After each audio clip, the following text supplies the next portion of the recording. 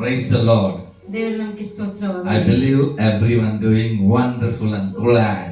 ನಾನು ನಂಬುತ್ತೇನೆ ಎಲ್ಲರೂ ಚೆನ್ನಾಗಿದ್ದೀರಿ ಎಂಬುದಾಗಿ. Nobody are in sorrows, nobody are in pain. ಯಾರು ಚಿಂತೆಗೆ ಒಳಗಾಗಿಲ್ಲ ಮತ್ತು ಯಾರು ನೋವಿನಿಂದ ಇಲ್ಲ.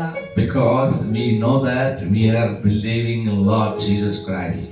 ಯಾಕಂದರೆ ನಾವು ಯೇಸು ಸ್ವಾಮಿಯನ್ನು ನಂಬುವವರಾಗಿದ್ದೇವೆ. Every Sunday, ಪ್ರತಿ ಭಾನುವಾರ when we come and stand in the presence of God, ದೇವರ ಸನ್ನಿಧಾನದಲ್ಲಿ ನಾವು ಬಂದು ನಿಂತುಕೊಂಡಾಗ there is great joy in the heart. ನಮ್ಮ ಹೃದಯದಲ್ಲಿ ಒಂದು ದೊಡ್ಡ ಸಂತೋಷ. Because we are glorifying the Lord Jesus Christ. ಯಾಕಂದರೆ ನಾವು ಕರ್ತನಾಗಿರುವ ಯೇಸು ಕ್ರಿಸ್ತನನ್ನು ನಾವು ಮಹಿಮೆ We ಪಡಿಸುತ್ತಿದ್ದೇವೆ. remember all His good things and kindness upon our lives. ಆತನು ಮಾಡಿರುವ ಎಲ್ಲಾ ಒಳ್ಳೆ ಕಾರ್ಯಗಳನ್ನು ಕೃಪೆಯನ್ನು ನಾವು ಯಾವಾಗಲೂ ನೆನೆಸಿಕೊಳ್ಳುತ್ತೇವೆ. So that is a great joy. Again we are worshiping Him with the wholeheartedly. ಅದಕ್ಕೋಸ್ಕರ ಒಂದು ದೊಡ್ಡ ಸಂತೋಷ, ಆತನನ್ನು ಪೂರ್ಣ ಹೃದಯದಿಂದ ನಾವು ಆರಾಧಿಸುತ್ತೇವೆ. But many are not believing those things. They are still struggling. ಆದರೆ ಅನೇಕರು ಇನ್ನೂ ಅದನ್ನು ನಂಬುತ್ತಿಲ್ಲ, ಅದಕ್ಕೋಸ್ಕರನೇ ಇನ್ನೂ ಕಷ್ಟಪಡುತ್ತಾನೆ ಇದ್ದಾರೆ. There is a great call and altar call for everyone from the Lord. ಪ್ರತಿಯೊಬ್ಬರಿಗೂ ಒಂದು ಕರೆವಿಕೆ ಇರುತ್ತೆ ದೇವರಿಂದ. What that altar call? ಏನು ಆ ಕರೆವಿಕೆ? In Matthew chapter 11:28 it says beautifully, "Come unto me." ಮತ್ತಾಯನ ಬರೆದ ಸುವಾರ್ತೆ 11ನೇ ಅಧ್ಯಾಯ 28ನೇ ವಚನದಲ್ಲಿ ಸುಂದರವಾಗಿ ಬರೆದಿದೆ, ನನ್ನ ಹತ್ತಿರ ಬನ್ನಿರಿ. He is calling us, "Come unto me." ಆತನು ನಮ್ಮನ್ನು ಕರೆಯುತ್ತಿದ್ದಾನೆ, ನನ್ನ ಹತ್ತಿರಕ್ಕೆ ಬನ್ನಿರಿ ಎಂಬುದಾಗಿ. Hallelujah. Hallelujah. Hallelujah. Hallelujah. When we come unto Him, ಯಾವಾಗ ನಾವು ಆತನ ಹತ್ತಿರಕ್ಕೆ ಹೋಗುತ್ತೇವೋ, the calling person is very important in our life. ಕರೆಯುವ ಒಂದು ಮನುಷ್ಯನು ತುಂಬಾ ಮುಖ್ಯವಾದ ವ್ಯಕ್ತಿ ನಮ್ಮ ಜೀವನದಲ್ಲಿ. If the beggar will call you, never go to him. ಒಂದು ಭಿಕ್ಷುಕನು ಕರೆದರೆ ನೀವು ಆತನ ಹತ್ತಿರಕ್ಕೆ ಹೋಗುವುದಿಲ್ಲ. Because he is not supposed to give anything to you, but he is supposed to ask your help. ಯಾಕಂದರೆ ಆ ಭಿಕ್ಷುಕನು ನಿನಗೆ ಏನು ಕೊಡುವುದಿಲ್ಲ, ಆದರೆ ನಿನ್ನಿಂದ ಕೇಳುತ್ತಾನೆ. And where the poor people are living, they will call means you will never go. ಎಲ್ಲಿ ಬಡವರಿರುತ್ತಾರೋ ಅವರು ನಿಮ್ಮನ್ನು ಕರೆದರೆ ನಾವು ಹೋಗುವುದಿಲ್ಲ, You will neglect it. ನಾವು ಅದನ್ನು ತಿರಸ್ಕರಿಸುತ್ತೇವೆ.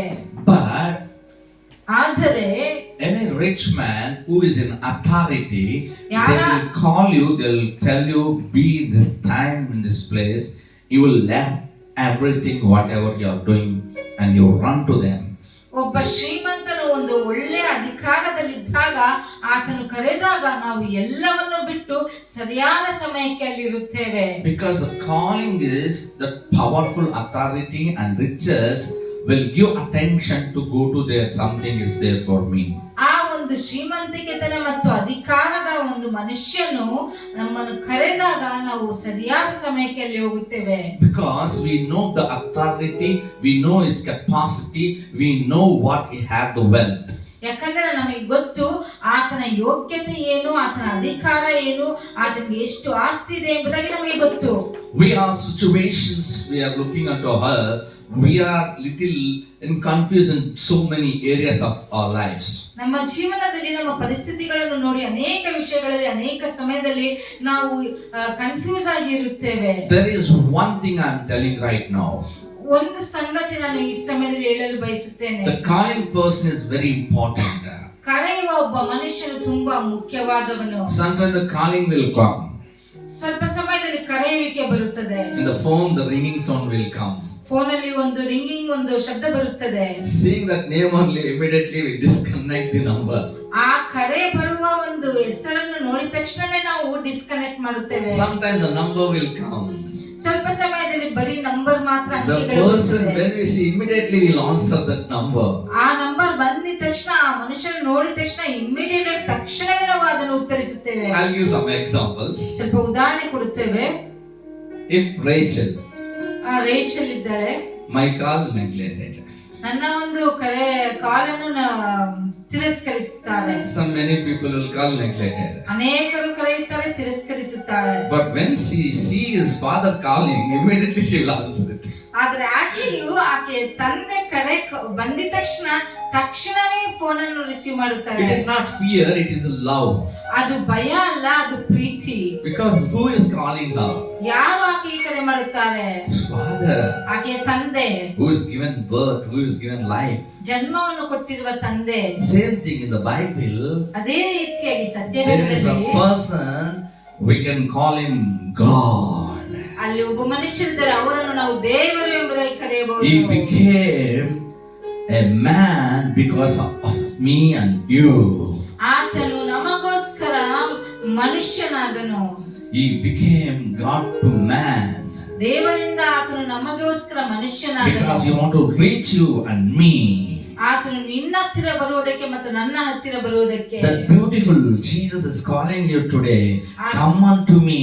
ಆ ಸುಂದರವಾದ ಯೇಸು ಸ್ವಾಮಿ ಈ ದಿನದಲ್ಲಿ ಕರೆಯುತ್ತಿದ್ದಾರೆ, ನನ್ನ ಹತ್ತಿರಕ್ಕೆ ಬನ್ನಿರಿ ಎಂಬುದಾಗಿ. My dear ones, I am telling you. ನನ್ನ ಪ್ರಿಯರೇ, ನಾನು ನಿಮಗೆ ಹೇಳುತ್ತಿದ್ದೇನೆ, whoever gone to Jesus, they never come empty. ಯಾರೆಲ್ಲ ಯೇಸು ಸ್ವಾಮಿ ಹತ್ತಿರಕ್ಕೆ ಹೋದರೋ ಯಾರು ಬರಿಗೈಯಲ್ಲಿ ವಾಪಸ್ಸಾಗಲಿಲ್ಲ. We are seeing many scriptures in the Bible, New Testament.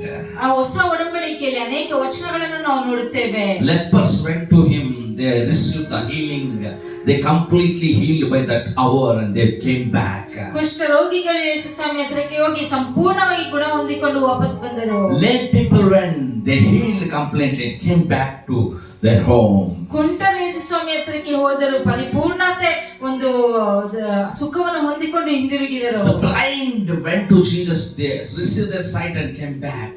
ಕುರುಡರು ಯೇಸು ಸ್ವಾಮಿ ಹತ್ತಿರಕ್ಕೆ ಹೋದರು ಮತ್ತು ಅವರು ಕುರುಡತನವನ್ನು ನೀಗಿಸಿ ದೇವರು ಸ್ವಸ್ಥತಪಡಿಸಿದರು, ಅವರು ಸ್ವಸ್ಥತೆ ಹೊಂದಿಕೊಂಡು ಹಿಂತಿರುಗಿ ಬಂದರು. Prostitution people went to Jesus, they became holy and came back.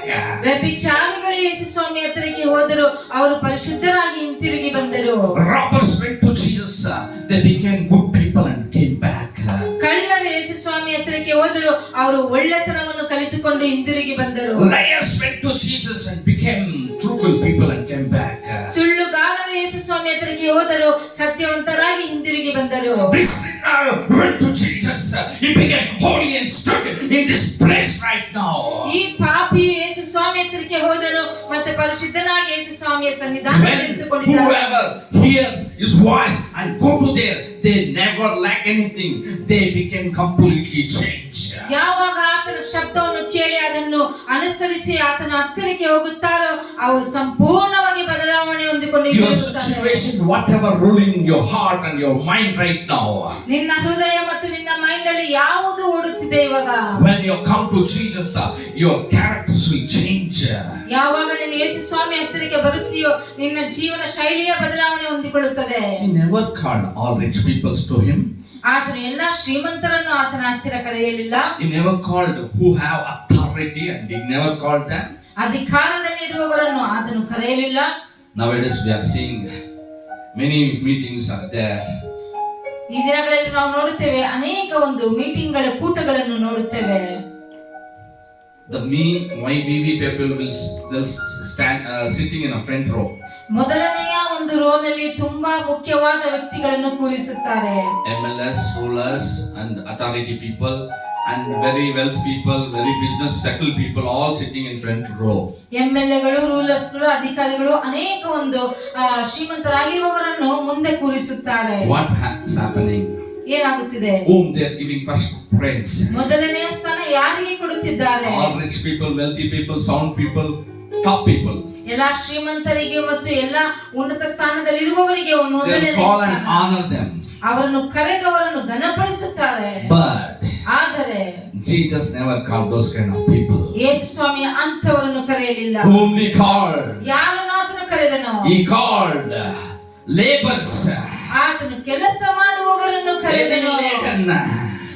ತುಂಬಾ ಕಷ್ಟವಾಗಿ ಕೆಲಸ ಮಾಡುವವರನ್ನು, ತುಂಬಾ ಹೊರೆ ಹೊತ್ತುವವರನ್ನು, ಯಾರು ಪಾಪದಲ್ಲಿದ್ದಾರೋ, ಏನು ಮಾಡಲಿಕ್ಕೆ ಸಾಧ್ಯವಿಲ್ಲವೋ, ಜ್ಞಾನವಿಲ್ಲದವರಿಗೆ, ಜ್ಞಾನ ಇಲ್ಲದವರನ್ನು, those kind of people God called to him. ಅಂತವರನ್ನು ಯೇಸು ಸ್ವಾಮಿ ಮುಂದಕ್ಕೆ ಕರೆದರು. And what he said? ಆತನು ಏನು ಹೇಳಿದನು? What he said? ಏನು ಹೇಳಿದನು? He said beautifully. ಸುಂದರವಾಗಿ ಹೇಳಿದನು. What he said? ಏನು ಹೇಳಿದನು? And I will give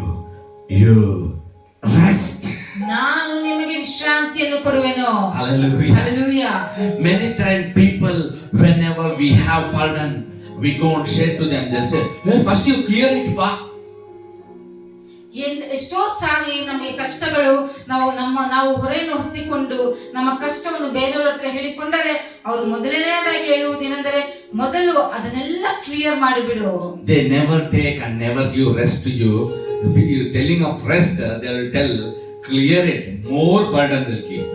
ಆ ಹೊರೆಯನ್ನು ನಾವು ಹೇಳಿಕೊಂಡಾಗ ಅವ್ರು ಹೇಳ್ತಾರೆ, ಅವರು ಆ ಹೊರೆಯನ್ನು ತೆಗೆದುಕೊಳ್ಳುವುದಿಲ್ಲ, ಆದರೆ ಹೇಳುತ್ತಾರೆ ಇನ್ನು ಹೆಚ್ಚಾದ ಹೊರೆಯನ್ನು ಕೊಟ್ಟು ಅದನ್ನೆಲ್ಲ clear ಮಾಡಿಬಿಡು. Don't go any people before and ask your rest. ಯಾರ ಮನುಷ್ಯ ಹತ್ರಕ್ಕೂ ಹೋಗಿ ವಿಶ್ರಾಂತಿಯನ್ನು ಕೇಳಬೇಡಿರಿ. Go to Jesus and he will give you rest. ಯೇಸು ಸ್ವಾಮಿಯ ಹತ್ತಿರಕ್ಕೆ ಹೋಗಿರಿ, ಆತನು ನಿಮಗೆ ವಿಶ್ರಾಂತಿಯನ್ನು ಕೊಡುವನು. Sometimes we share many things to people. ಅನೇಕ ಸಾರಿ ನಾವು ಮನುಷ್ಯರ ಸಂಗಡ ಅನೇಕ ವಿಷಯಗಳನ್ನು ಹಂಚಿಕೊಳ್ಳುತ್ತೇವೆ. What will happen, dear ones? ಏನಾಗುತ್ತದೆ? Instead of their helping you, they'll put you to shame. ನಿನಗೆ ಒಂದು ಸಹಾಯ ಮಾಡಕ್ಕೆ ಬದಲಾಗಿ ನಿನ್ನನ್ನು ನಾಚಿಕೆಗೆ ಒಳಪಡಿಸುತ್ತಾರೆ. Instead of you helping others, they will come back and tell you, you hurted me in this place and that place. They'll give all upon you gossip. ನಿನಗೆ ಸಹಾಯ ಮಾಡುವುದಕ್ಕೆ ಅದಕ್ಕೆ ಬದಲಾಗಿ ನನಗೆ ಹರ್ಟ್ ಮಾಡಿದ್ಯಾ, ಅಲ್ಲಿ ನನಗೆ ನೋವು ಕೊಟ್ಟಿದ್ಯಾ ಎಂಬುದಾಗಿ ಗುಣಗುಟ್ಟುತ್ತಾರೆ. They never believe what we do good things to them, but they believe what you hurted, some areas what to not to change. ನಾವು ಮಾಡಿರುವ ಎಲ್ಲಾ ಒಳ್ಳೆ ಕಾರ್ಯಗಳನ್ನು ಅವರು ಮರೆತು ಹೋಗುತ್ತಾರೆ, ಆದರೆ ಎಲ್ಲೋ ಒಂದು ಅವರಿಗೆ ನೋವಾಗಿರುವುದನ್ನು ಅದನ್ನು ಮಾತ್ರ ದೊಡ್ಡದಾಗಿ ಹಂಚಿಕೊಳ್ಳುತ್ತಾರೆ. But Jesus will heal them. ಆದರೆ ಯೇಸು ಸ್ವಾಮಿಯು ಅವರಿಗೆ ಸ್ವಸ್ಥತೆ ಪಡಿಸುತ್ತಾರೆ. Hallelujah. Hallelujah. He told in forwarding words we can see means what is this? ಏನು ಹೇಳುತ್ತಾರೆ?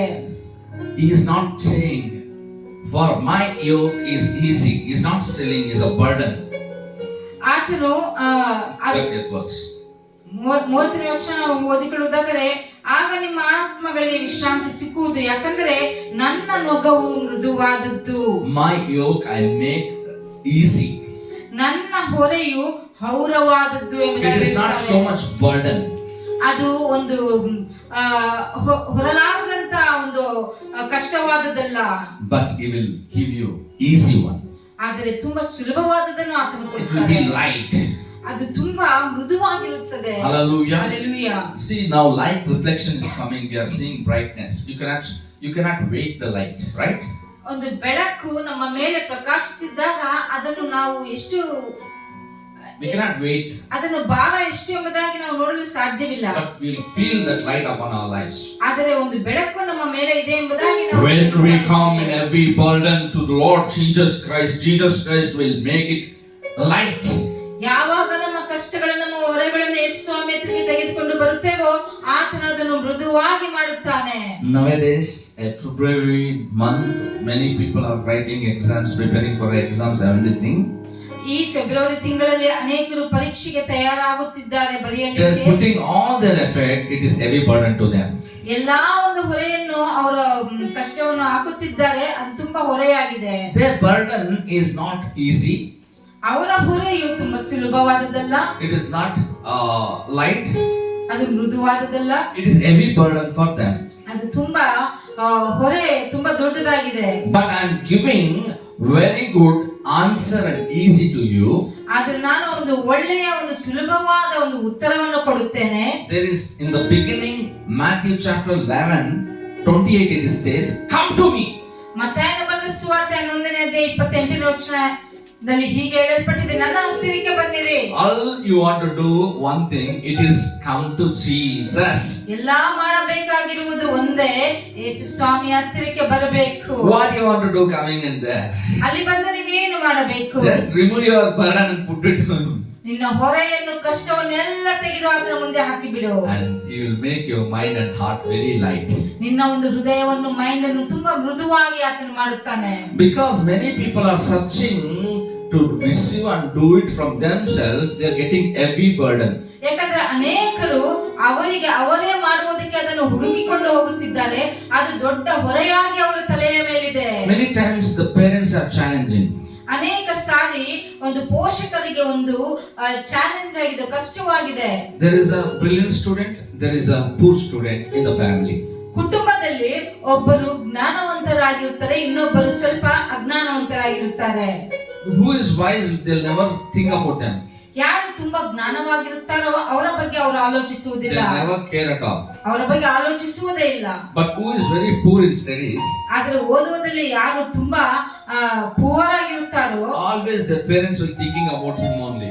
ಆ ಪೋಷಕರು ಯಾವಾಗಲೂ ಅವರ ಬಗ್ಗೆ ಆಲೋಚಿಸುತ್ತಾರೆ. Heavy burden.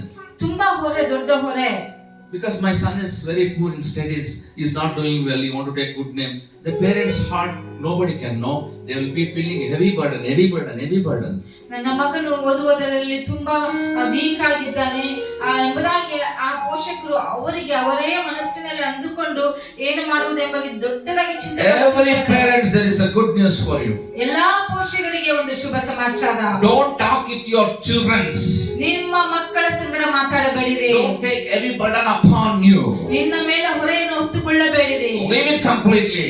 ಪರಿಪೂರ್ಣವಾಗಿ ಇದನ್ನು ಬಿಟ್ಟು ಬಿಡಿರಿ. Come to Jesus. ಯೇಸು ಸ್ವಾಮಿ ಹತ್ತಿರಕ್ಕೆ ಬನ್ನಿರಿ. Jesus can make possible.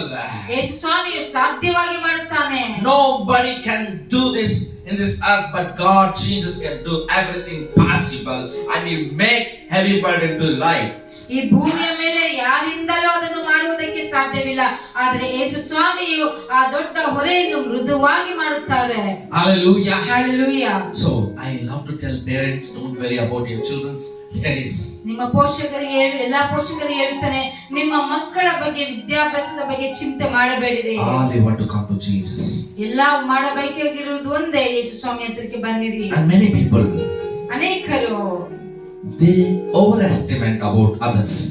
ಬೇರೆಯವರ ಬಗ್ಗೆ ಒಂದು ತುಂಬಾ ಕಂಪ್ಯಾರಿಸನ್ ಮಾಡುತ್ತಾರೆ. Overestimate. ತುಂಬಾ ಎಸ್ಟಿಮೇಟ್ ಮಾಡುತ್ತಾರೆ. You want to be like this only?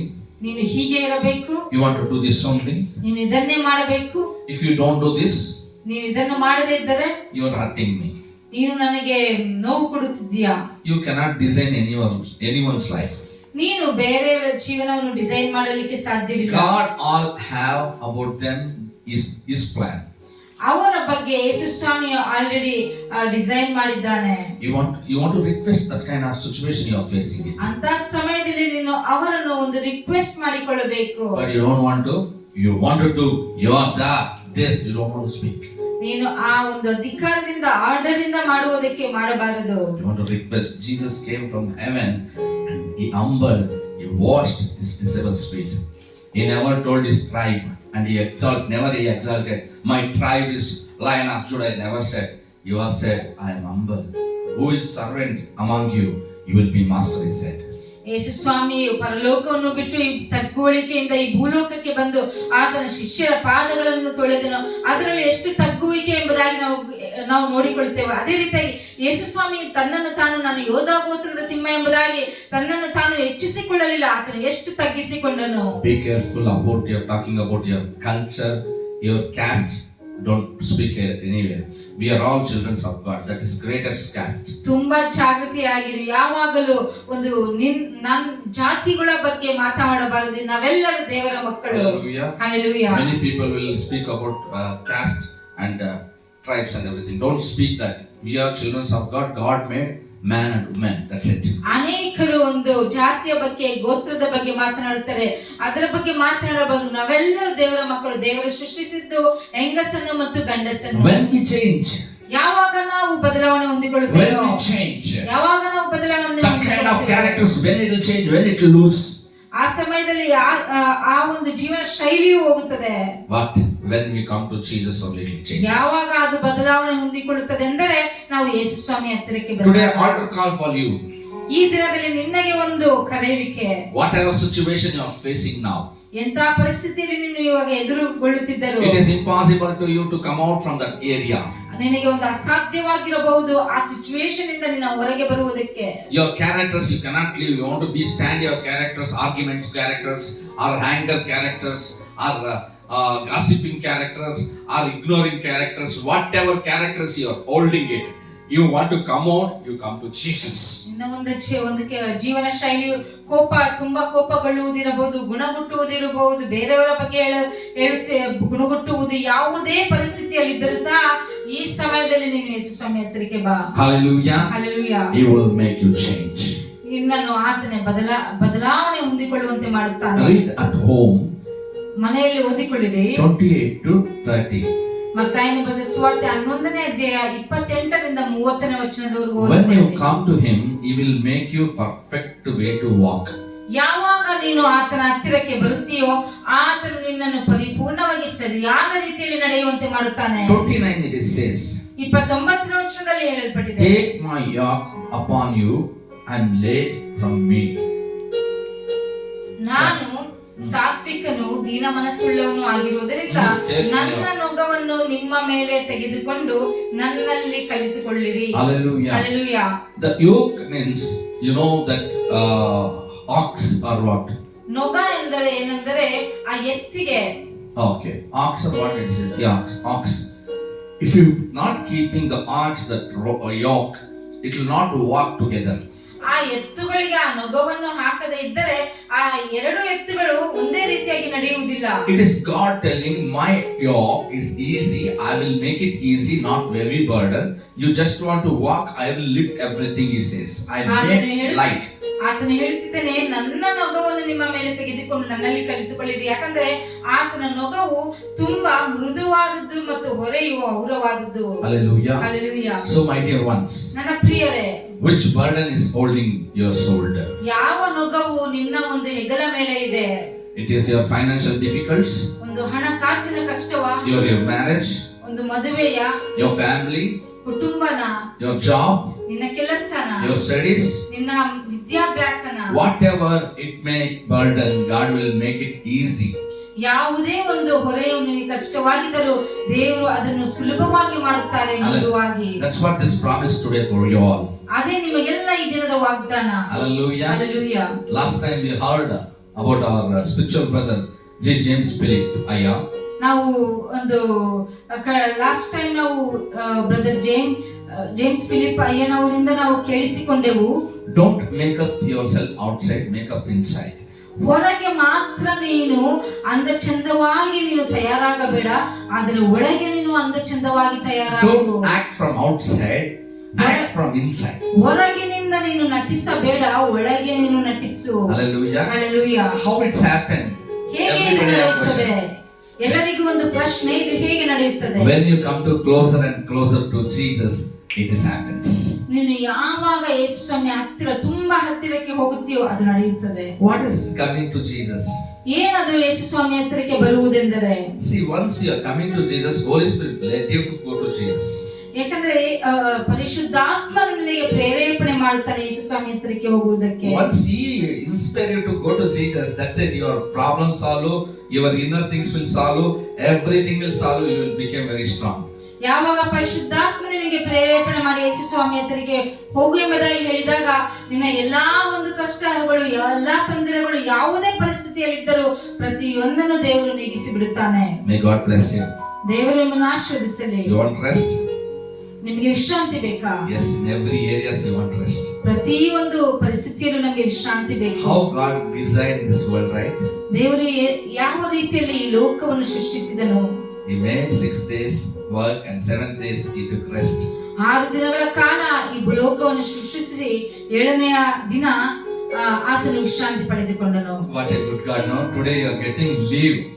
ಎಷ್ಟು ಒಳ್ಳೆಯ ದೇವರಲ್ಲವಾ, ಈ ದಿನ ನಿನಗೆ ರಜೆ ಸಿಕ್ಕುತ್ತಿದೆ. See, feels yes to is already it is declared holiday every 7th day. ಪ್ರತಿ ಭಾನುವಾರ 7ನೆಯ ದಿನ ರಜಾ ಎಂಬುದಾಗಿ ಘೋಷಿಸಲ್ಪಟ್ಟಿದೆ. So that we are happy on Sunday. ಅದಕ್ಕೋಸ್ಕರ ನಾವು ಭಾನುವಾರ ತುಂಬಾ ಸಂತೋಷವಾಗಿರುತ್ತೇವೆ. Every work aside and worship is precious. ಎಲ್ಲಾ ಕೆಲಸವನ್ನು ಬಿಟ್ಟು ಆರಾಧಿಸುವುದೇ ಒಂದು ಮುಖ್ಯವಾದದ್ದು ಮತ್ತು ಅಮೂಲ್ಯವಾದದ್ದು. Many people they will not use this beautiful opportunity to come at least 1 hour 2 hours for the presence of God. ಅನೇಕರು ಈ ಅವಕಾಶವನ್ನು ಅವರು ಉಪಯೋಗ ಪಡಿಸಿಕೊಳ್ಳುವುದಿಲ್ಲ. 1 ಗಂಟೆ ಇಲ್ಲ 2 ಗಂಟೆ ಕಾಲ ದೇವರ ಸನ್ನಿಧಾನಕ್ಕೆ ಬರುವುದಕ್ಕೆ. Please come to him, worship, all your every burden will go off and God will rest you and God give rests to you, and not only that, He will take away that heavy burden upon the yoke, and He will make easy and light. ನೀನು ಆತನ ಸನ್ನಿಧಾನಕ್ಕೆ ಬಂದಾಗ, ಯೇಸು ಸ್ವಾಮಿ ಹತ್ತಿರಕ್ಕೆ ಬಂದಾಗ ಎಲ್ಲ ಹೊರೆಯನ್ನು, ಕಷ್ಟವನ್ನು ತೆಗೆದು ಹಾಕಿ ನಗುವನ್ನೆಲ್ಲ ನಿನಗೆ ವಿಶ್ರಾಂತಿಯನ್ನು ಕೊಟ್ಟು ಎಲ್ಲವನ್ನು ಸುಲಭ ಮಾಡಿ ಮೃದುವಾಗಿ ಮಾಡುತ್ತಾನೆ. Let us pray. ಪ್ರಾರ್ಥನೆ ಮಾಡಿಕೊಳ್ಳೋಣ. Gracious Heavenly Father, ಕೃಪೆಯುಳ್ಳ ಪರಲೋಕದ ತಂದೆಯೇ, your beautiful voice today, who are listening this message, ನಿನ್ನ ಸುಂದರವಾದ ಒಂದು ಶಬ್ದವು ತಂದೆ, ಈ ಯಾರೆಲ್ಲ ಈ ಸಂದೇಶವನ್ನು ಕೇಳಿಸಿಕೊಳ್ಳುತ್ತಿದ್ದಾರೋ, let them, Lord, obey to your voice. ಎಲ್ಲರೂ ನಿನ್ನ ಶಬ್ದಕ್ಕೆ ಕಿವಿಗೊಡಲಿ. Yes, Lord, we are busy to earn money. ಹೌದು ತಂದೆಯೇ, ನಾವು ಹಣವನ್ನು ಸಂಪಾದಿಸುವುದಕ್ಕೆ ತುಂಬಾ ಬ್ಯುಸಿ ಆಗಿದ್ದೇವೆ. Lord, we are, Lord, to pay our rents and, Lord, our schedules and whatever it is there, we are running after running and we are busy. ಹೌದು ತಂದೆ, ನಾವು ಬಾಡಿಗೆ ಕಟ್ಟಬೇಕು, ಇನ್ನು ಅನೇಕ ಕಾರ್ಯಗಳನ್ನು ಕಟ್ಟುವುದಕ್ಕೆ ನಾವು ತುಂಬಾ ಬ್ಯುಸಿಯಾಗಿ ಕೆಲಸದಿಂದ ಹೊರಡುತ್ತಿದ್ದೇವೆ. And how we want to take care my husband and wife and children, like that we are busy. ನಾವು ಯಾವ ರೀತಿಯಲ್ಲಿ ಗಂಡನನ್ನು, ಹೆಂಡತಿಯನ್ನು, ಮಕ್ಕಳನ್ನು ನೋಡಿಕೊಳ್ಳಬೇಕು ಎಂಬುದಾಗಿ ಆಲೋಚನೆಯಲ್ಲಿ ಬ್ಯುಸಿಯಾಗಿದ್ದೇವೆ. In that place also the voice of God is going to them. ಆ ಸಮಯದಲ್ಲಿಯೂ ದೇವರ ಶಬ್ದವು ಅವರ ಹತ್ತಿರಕ್ಕೆ ಹೋಗುತ್ತಿದೆ. Come unto me. ನನ್ನ ಹತ್ತಿರಕ್ಕೆ ಬಾ. Come unto me, my daughter. ನನ್ನ ಹತ್ತಿರಕ್ಕೆ ಬಾ ನನ್ನ ಮಗಳೇ. Come unto me, my son. ನನ್ನ ಹತ್ತಿರಕ್ಕೆ ಬಾ ನನ್ನ ಮಗನೇ. I will take it away all your burden. ನಿನ್ನ ಎಲ್ಲಾ ಹೊರೆಯನ್ನು ನಾನು ತೆಗೆದು ಹಾಕುತ್ತೇನೆ. I will give you rest. ನಾನು ನಿನಗೆ ವಿಶ್ರಾಂತಿಯನ್ನು ಕೊಡುತ್ತೇನೆ. The voice is following you, but you are busy for these worldly things. ಈ ಶಬ್ದವು ನಿನಗೆ ಕೇಳಿಸುತ್ತಿದೆ, ಆದರೆ ನೀನು ಈ ಲೋಕದ ಕಾರ್ಯಗಳಿಗೆ ತುಂಬಾ busy ಆಗಿದ್ದೀಯಾ. Once you connect to Jesus, your lifestyle will change, your characters will change, the love will operate in you. ಒಂದು ಸಾರಿ ನೀನು ಯೇಸು ಸ್ವಾಮಿಗೆ ನೀನು ಕನೆಕ್ಟ್ ಆಗಿ ಬಿಟ್ಟರೆ ನಿನ್ನ ಎಲ್ಲಾ ಕಷ್ಟಗಳನ್ನು ನೀಗಿಸಿ ನಿನ್ನಲ್ಲಿ ಒಂದು ಪ್ರೀತಿಯನ್ನು ತುಂಬುತ್ತದೆ. Hallelujah. Hallelujah. Lord, whoever watching, bless them, Lord. We meet them, and next week we give you all the glory, honor, power unto your holy name. In Jesus' mighty name we pray. ತಂದೆ, ಯಾರೆಲ್ಲ ವೀಕ್ಷಿಸುತ್ತಿದ್ದಾರೋ ಪ್ರತಿಯೊಬ್ಬರನ್ನು ಆಶೀರ್ವದಿಸಿ ತಂದೆ. ಹೌದು ತಂದೆ, ಈ ಪ್ರಾರ್ಥನೆ ಯೇಸುವಿನ ನಾಮದಲ್ಲಿ ನಾನು ಪ್ರಾರ್ಥಿಸ್ತೇನೆ. ಎಲ್ಲ ಘನ ಮಹಿಮೆ ನಿಮ್ಮೊಬ್ಬರಿಗೆ ಕರ್ತನೆ. Amen. Amen. Amen. In Jesus' mighty name, amen. ಯೇಸುವಿನ ಅದ್ಭುತ ನಾಮದಲ್ಲಿ amen. I know in this message you are blessed. ನನಗೆ ಗೊತ್ತು, ಈ ಸಂದೇಶದಲ್ಲಿ ನೀನು ಆಶೀರ್ವಾದ ಹೊಂದಿಕೊಳ್ಳುತ್ತೀಯಾ. Come to Jesus. God bless you. ಯೇಸು ಸ್ವಾಮಿ ಹತ್ತಿರಕ್ಕೆ ಬಾ. ದೇವರು ನಿನ್ನನ್ನು We'll see you ಆಶೀರ್ವದಿಸಲಿ. next week. ಮುಂದಿನ ವಾರ ನಾವು ನೋಡಿಕೊಳ್ಳೋಣ. ಆಮೆನ್.